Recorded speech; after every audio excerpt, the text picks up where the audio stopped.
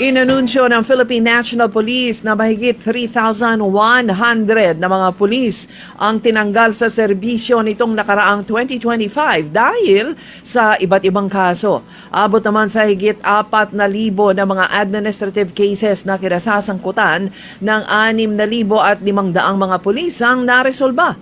Bukod sa mga natanggal sa trabaho, may 3,000 din na iba pa ang naparusahan na kinabibilangan ng demotion o pagbaba ng rangko.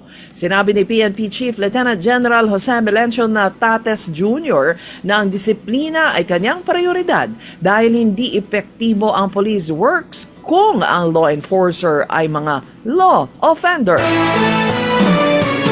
Nanawagan si Mamamayang Liberal Party List Representative Leila de Lima kay Pangulong Marcos na patunayan na hindi supot o palpak ang kanyang kampanya laban sa katiwalian. Masyado niyang pinaasa ang taong bayan na may makukulong ng malaking isda na sangkot sa katiwalian bago ang Pasko.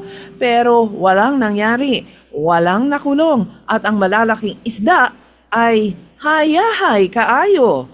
Malinaw naman na may mga ebidensya bakit walang nakasuhan. Yan ang tanong ni Leila de Lima. Dahil ba kaanak? Dahil ba kaalyado?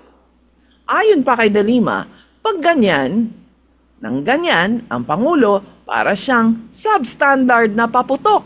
Nagpasabog pero supot. Mariing tinanggihan ni Ombudsman Jesus Crespin Remulla ang mga kumakalat na balita sa social media na siya umano ay isinugod sa ospital. Fake news yan, sabi niya. Ayon naman kay Interior Secretary John Vic Remulla, nakapag-golf pa ang kanyang nakatatandang kapatid noong Biyernes ng umaga at nakatakdang mag-almusal kasama niya kinabukasan.